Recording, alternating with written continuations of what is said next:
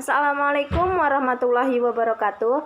Perkenalkan, nama saya Oriza Rahima Putri, NPM 213210383 dari kelas 1A, Prodi Teknik Perminyakan, Universitas Islam Riau. Di sini saya akan menjelaskan ringkasan materi tentang hakikat bahasa yang juga merupakan tugas dari mata kuliah Bahasa Indonesia. Yang pertama, kita harus tahu dong, apa itu bahasa? Bahasa adalah kemampuan yang dimiliki manusia untuk berkomunikasi dengan manusia lainnya menggunakan tanda, misalnya kata dan gerakan. Selanjutnya, teori asal-usul bahasa. Teori asal-usul bahasa ini dibagi menjadi dua, yakni teori tradisional dan teori modern. Teori tradisional, di sini saya hanya akan menyebutkan dua saja, yakni teori Poh-Poh dan teori Ding-Dong. Teori Poh-Poh ini dikemukakan oleh Darwin. Darwin mengungkapkan bahwa kualitas bahasa manusia dibandingkan suara-suara binatang berbeda dalam tingkatannya saja. Bahasa Indonesia berasal dari bentuk yang primitif, barangkali dari ekspresi emosi saja. Yang kedua, teori Ding-Dong. Teori ini dikemukakan oleh Max Muller. Menurutnya, bahasa lahir secara alamiah. Menurut teori ini, manusia mempunyai insting yang istimewa untuk mengeluarkan ekspresi ujaran bagi setiap kesan sebagai stimulus dari luar. Kesan yang diterima oleh indera manusia seperti sebuah pukulan pada bel sehingga melahirkan ucapan yang sesuai. Lalu yang kedua, teori modern. Manusia dilahirkan sempurna dengan perlengkapan fisik untuk berbicara. Otto Jasper mengungkapkan bahwa ada persamaan perkembangan antara bahasa bayi dengan manusia primitif. Bahasa primitif hampir tak memiliki arti serupa dengan ucapan-ucapan bayi. Lama-kelamaan, ucapan tersebut berkembang menjadi sempurna. Lalu, bagaimana sih bahasa bisa terbentuk? Bahasa bisa terbentuk karena yang pertama adanya isolasi kebudayaan, yang kedua karena faktor lingkungan. Menurut para peneliti, bahasa terbentuk secara tradisional, yaitu dari lingkungan alam. Pembentukan huruf dan intonasi suara menyesuaikan temperatur dan kondisi fisik, misalnya pegunungan atau pantai. Dan ketiga, penjelajahan para pendahulu. Apakah Anda tahu asal-usul dari bahasa Indonesia? Asal-usul bahasa Indonesia berasal dari bahasa Melayu. Bahasa ini tumbuh dan berkembang dari bahasa Melayu yang zaman dulu sudah dipakai sebagai bahasa perhubungan dan perdagangan.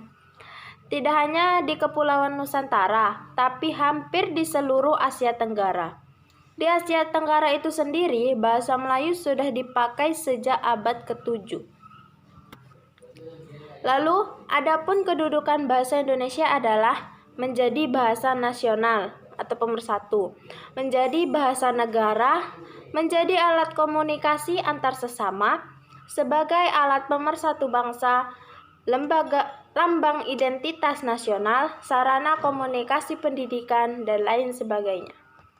Lalu kita masuk ke linguistik. Linguistik atau ilmu bahasa adalah ilmu yang mempelajari tentang bahasa. Bergantung pada sudut pandang dan pendekatan seorang peneliti, linguistik seringkali digolongkan ke dalam ilmu kognitif, psikologi, dan antropologi. Adapun bagian-bagian dari linguistik, yang pertama fonetik. Fonetik ini merupakan bagian dari linguistik yang mempelajari bunyi bahasa secara umum, tanpa memperhatikan makna yang tidak bersifat fungsional, kajian bunyi bahasa manapun. Fonetik ini dibagi lagi menjadi tiga. Yang pertama, fonetik artikulatoris. Fonetik artikulatoris ini merupakan bagian dari ilmu fonetik yang mempelajari bagaimana mekanisme alat-alat bicara manusia bekerja dan menghasilkan bunyi bahasa, serta bagaimana bunyi-bunyi itu diklasifikasikan. Yang kedua, fonetik akuitis. Fonetik akuitis ini mempelajari bunyi bahasa sebagai peristiwa fisis dan menyelidikinya dari segi frekuensi getaran, amplitude intensitas, dan timbre, yaitu kualitas atau bentuk suara. Dan yang ketiga, fonetik auditoris. Fonetik auditoris ini mengungkapkan mekanisme penerimaan bunyi-bunyi bahasa oleh telinga. Adapun setelah fonetik, yaitu fonemik, yaitu sebuah istilah linguistik dan merupakan satuan terkecil dalam sebuah bahasa yang masih bisa menunjukkan perbedaan makna. Adapun cabang-cabang dari linguistik yakni yang pertama mikrolinguistik. Apa itu mikrolinguistik? Mikrolinguistik adalah bidang yang mempelajari bahasa dalam arti sempit. Artinya bahasa dalam kedudukannya sebagai fenomena alam yang berdiri sendiri. Berikut beberapa subdisiplin yang ada di dalam mikrolinguistik. Yang pertama, sintaksis.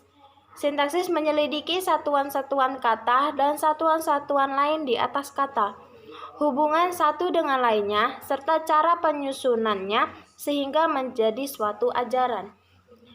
Yang kedua, semantik. Menyelidiki makna bahasa baik yang bersifat leksikal, gramatikal, maupun kontekstual. Yang ketiga, fonologi, yaitu menyelidiki ciri-ciri bukti bahasa, cara terjadinya, fungsinya dalam sistem kebahasaan secara keseluruhan. Keempat, morfologi. Morfologi yakni menyelidiki struktur kata, bagian-bagiannya, serta cara pembentukannya. Yang terakhir, wacana. Kesatuan makna antar bagian di dalam suatu bangun bahasa. Wacana sangat terkait dengan konteks yang menyertainya. Selanjutnya, makrolinguistik. Apa itu makrolinguistik? Makrolinguistik adalah mempelajari hubungan bahasa dengan faktor di luar bahasa. Berikut beberapa subdisiplin yang ada di dalam makrolinguistik. Yang pertama, fonetik. Menyelidiki penghasilan, penyampaian, dan penerimaan bunyi bahasa. Yang kedua, psikolinguistik, mempelajari hubungan bahasa dengan perilaku dan alat akal budi manusia. Yang ketiga, antropolinguistik, menelaah hubungan bahasa dan budaya sebagai alat bahasa kebudayaan dalam masyarakat. Yang keempat, sosiolinguistik, menelaah bahasa yang berpegangan pada pandangan dari konteks sosial manusia. Lalu, fungsi bahasa. Yang pertama itu personal, mengungkapkan pendapat. Yang kedua, regulator, yakni mempengaruhi sikap atau pikiran. Yang ketiga, interaksional, yaitu hubungan sosial. Yang keempat, informatif, menyampaikan informasi. Yang kelima, heuristik, yaitu belajar atau memperoleh pengetahuan. Yang keenam, imajinatif, yaitu mengekspresikan estetika diri. Yang terakhir, instrumental, yaitu mengungkapkan keinginan. Adapun ragam dan laras bahasa Indonesia. Yang pertama, idiolek, yaitu bentuk bahasa yang khas digunakan oleh seorang individu.